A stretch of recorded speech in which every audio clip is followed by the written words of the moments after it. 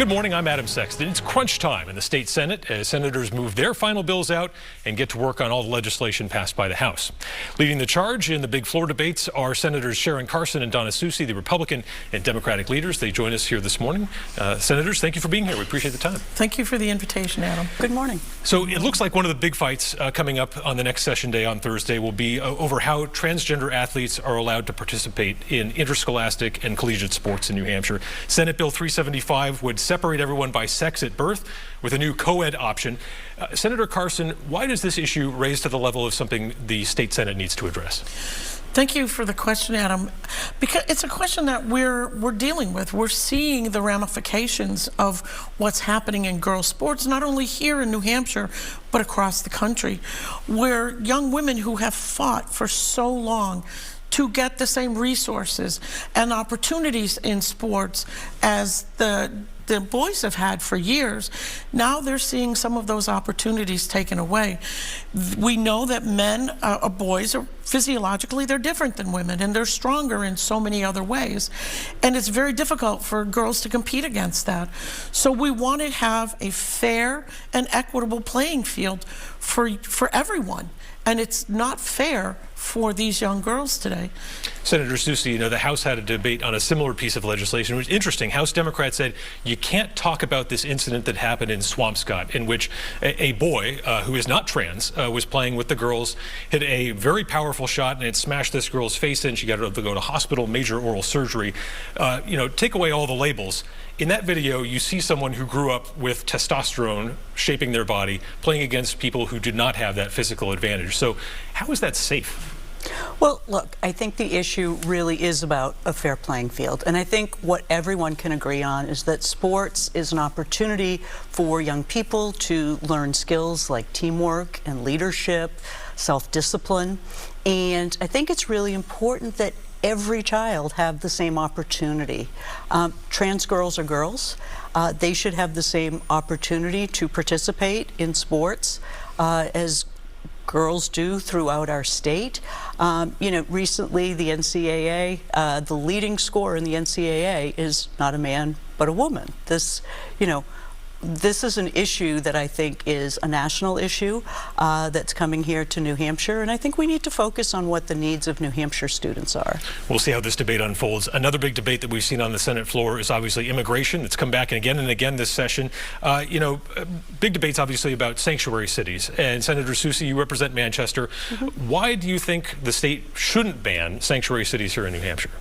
Well, because I think, first of all, the chief here in Manchester, New Hampshire, has said that the law is unnecessary and the way it's written is an unfunded mandate. For two important reasons, though. The police department in the city of Manchester and cities and towns across the state have done a great deal of work to make our communities safe by letting immigrants know that police officers are there to help them and to help them build community. And I think that that's really, really important. The other thing is, cities and towns, to my knowledge, are not refusing to participate with federal government. If the federal government needs their assistance to enforce immigration laws, they're there and they will do it.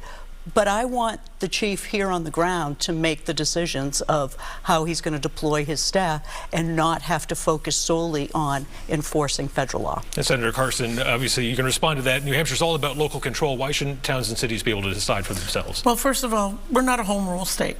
And I think that point really needs to be made very strongly. But I think there's a couple of things that need to happen here when we're talking about sanctuary cities. There needs to be a distinction between legal immigrants and illegal immigrants. Right now, the problem is the illegal immigrants.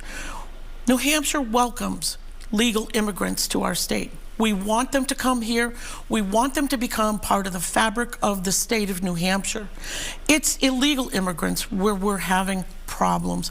And I think when you talk about a city like Manchester, I'm glad that the chief of police has reached out to the immigrant community, but are we talking about illegal immigrants or legal immigrants? I think we're really talking about legal immigrants and establishing relationships with them here in New Hampshire. And that's what you want to happen. We are talking about illegal immigrants, people who have illegally entered our country. We know that there's millions of them that are here now.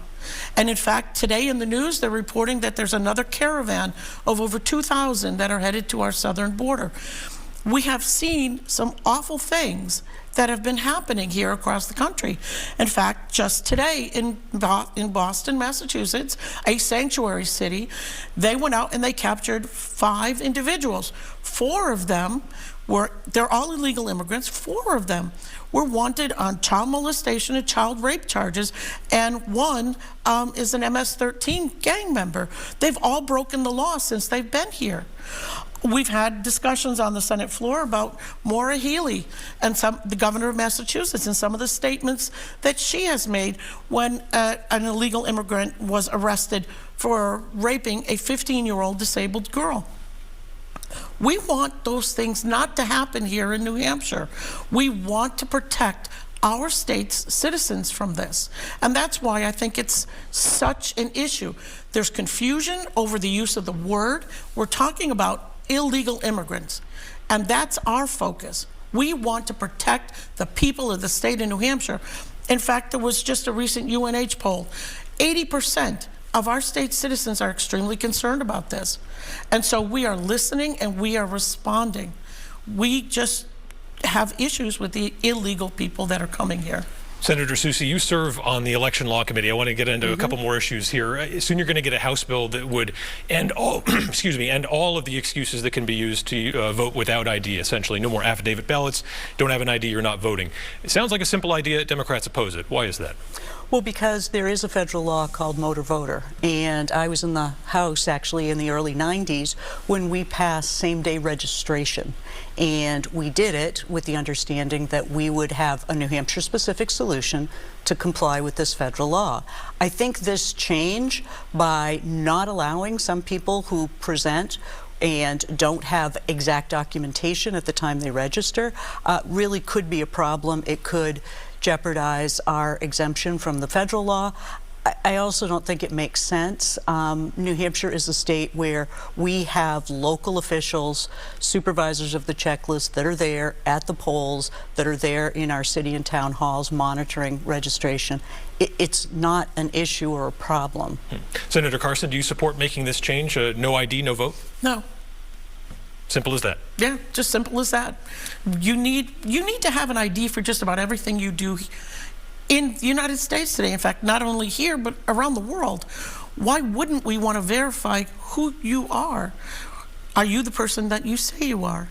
So Donna and I think we agree. Oh, no, we have not had problems with voter ID. The world didn't end when we implemented. In fact, it works very well. Our town clerks, the people that work at our polls, do a terrific job of following the law. So why do we need to change it? You know, the new affidavit ballot system has been in place now just for elections since last November. I actually asked the Secretary of State recently how many affidavit ballots were cast in the First in the Nation primary.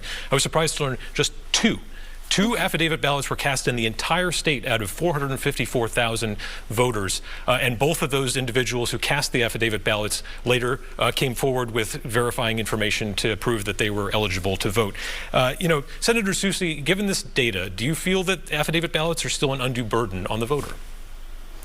Well, I do. I do think they're unnecessary because I do think our existing process already works. I mean, the issue is if someone, moves, if someone is sick, if someone is unable, after casting a ballot that's an affidavit ballot, is unable to comply immediately, their ballot isn't cast, their vote isn't counted, and that's really a true concern. Given, as you just said, the statistics, if there are only 2, it isn't really necessary. Yeah, clearly, Senator Carson, from the numbers, obviously this theory that there are people that come out and claim domicile and vote, if there are just 2 of these people, it would indicate that that may not be much of a problem at all. But what's your reaction to this data? Not surprised. We do a very good job of educating the voters of the state of New Hampshire and making sure that the laws that we pass are very clear. And again, a lot of it goes back to our town clerks and the people that work at the polls, making sure that the people in any particular town in New Hampshire know what's going on and what do they need to have in order to register to vote and to vote.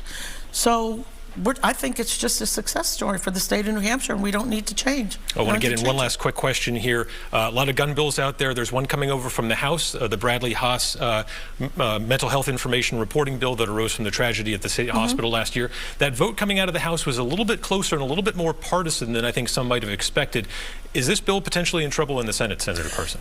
To be honest with you, I'm focused on the rest of the Senate bills because we're on our way to crossover.